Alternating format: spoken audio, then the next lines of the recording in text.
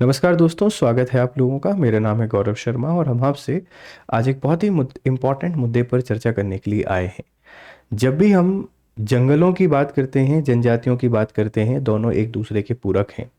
जनजातियां उन्हें कहा जाता है जो आदिवासी हैं, प्राचीन काल से रह रहे हैं, और जंगलों से उनका बहुत गहरा संबंध है क्योंकि समाज की मुख्य धारा से जंगलों को इन्होंने अपना निवास स्थान बनाया हुआ है। अभी रिसेंटली एक घटना है और ये घटना है सिंगरौली की। सिंगरौली जिले में कोल आवंटन के लिए जंगल को काटा जा रहा है। आप देखिए कि प्रकृति बनाम विकास की जो लड़ाई है ये कितनी बढ़ती जा रही है। हमारे लिए रिसोर्सेज ज़रूरी हैं, पर वो रिसोर्सेज जंगलों की कीमत पर तो कभी ज़रूरी नहीं है। तो जब भी आप एग्ज़ाम की तैयारी करते हैं तो यहाँ से एक क्वेश्चन ऐसे बन सकता है कि ये जो जंगल है जिसको काटा जा रहा है वह किस क्षेत्र से संबंधित है या किस जिले के अंतर्गत आता है। पीछे आपको ये कुछ आदिवासी युवा दिखाई दे रहे होंगे और ये कहते हैं हमारा जंगल हमारा अधिकार, महान संघर्ष, है ना। जो सिंगरौली है, इस सिंगरौली जिले की घटना है और यहाँ की जो जनजातियाँ हैं, ये जनजातियाँ पिछले काफ़ी लंबे समय से संघर्ष कर रही हैं। लेकिन अब क्या है कि यहाँ जो पुलिस फोर्स है, इस पुलिस फोर्स का प्रयोग करके, पुलिस जो बल है, इस पुलिस बल का प्रयोग करके जनजातियों को परेशान किया जा रहा है और इन जंगलों को रात के अंधेरे में काटने का प्रयास किया जा रहा है। संसाधन जरूरी हैं, हमने माना, क्योंकि विकास की मुख्य धारा में संसाधन हमको आगे लेके जाते हैं और आज कुछ जो भी हमको दिखाई दे रहा है सब संसाधनों के कारण दिखाई दे रहे हैं। लेकिन दूसरा कड़वा सच ये भी है कि क्या करेंगे इन संसाधनों का जब एक दिन विनाश ही हमको देखने को मिल रहा है। हम वनों को काटेंगे, कोल माइनिंग करेंगे, कार्बन उत्सर्जन को बढ़ावा देंगे, उससे जीएचजी गैसों का उत्सर्जन होगा। जीएचजी गैसों का उत्सर्जन होगा तो ग्लोबल वार्मिंग बढ़ेगी। ग्लोबल वार्मिंग बढ़ेगी तो सारे के सारे पैटर्न बदल जाएंगे और प्रकृति एक विनाश के तौर पर हमको देखने को मिलेगी। तो हमें ध्यान रखना है कि पर्यावरण का नुकसान नहीं हो और हमें इसके लिए आवाज उठानी पड़ेगी। ध्यान रखिएगा।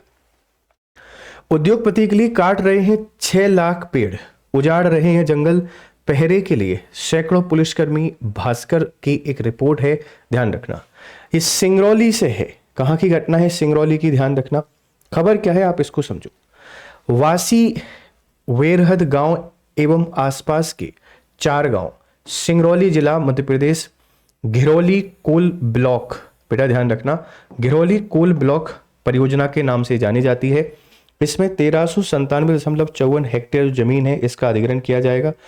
1335.35 हेक्टेयर घना वन क्षेत्र है।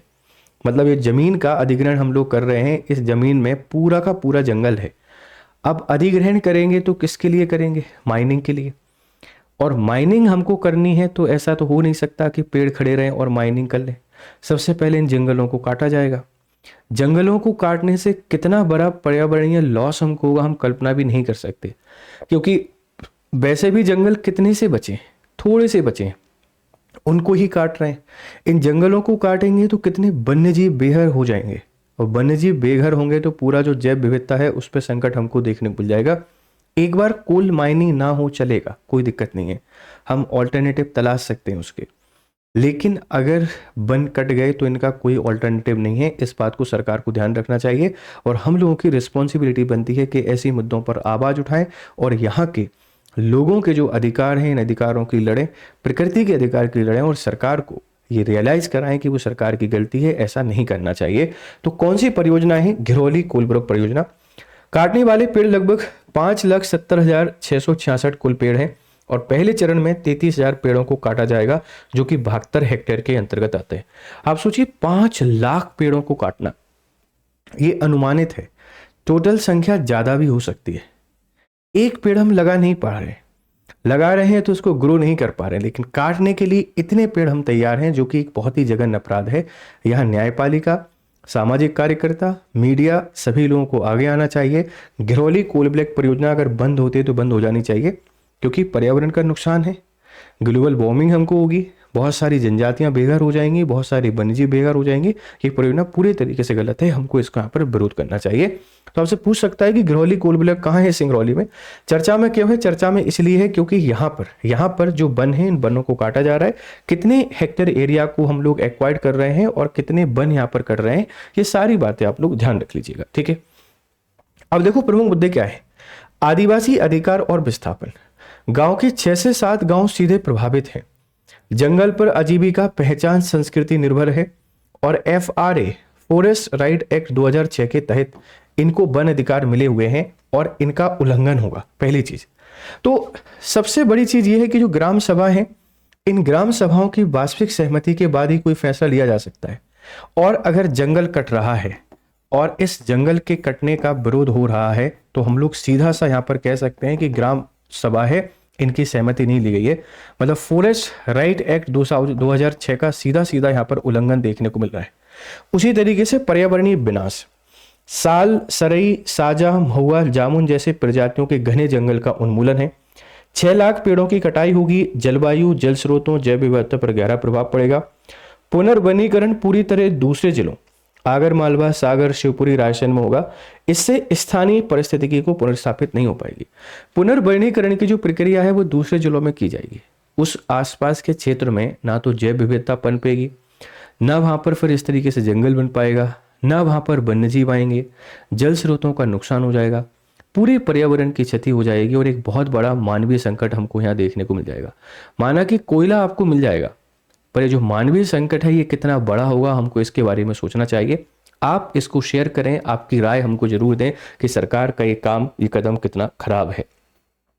एक सवाल है आपके लिए, घिरोली कोल ब्लॉक विवाद किस मुद्दे से संबंधित है? आप इसको बताइएगा कि इसमें कौन सा इसका आंसर हो सकता है, कमेंट बॉक्स में करिएगा, बताइएगा। और जाते जाते आप ये देख लीजिए, घिरोली कोल ब्लॉक एक नजर में। Messrs Startech mineral resources private limited Ahmedabad की कंपनी है, इसके लिए ये कॉन्ट्रैक्ट मिला हुआ है। कुल वन क्षेत्र है 1397.54 हेक्टेयर, 1335.54 हेक्टेयर वन भूमि और कुछ जो 62.19 है ये राजस्व भूमि के अंतर्गत आती है। कुल पेड़ आपको इतने देखने को मिलेंगे, साल, सागौन, साजा, जामुन, आंवला, इन सबके।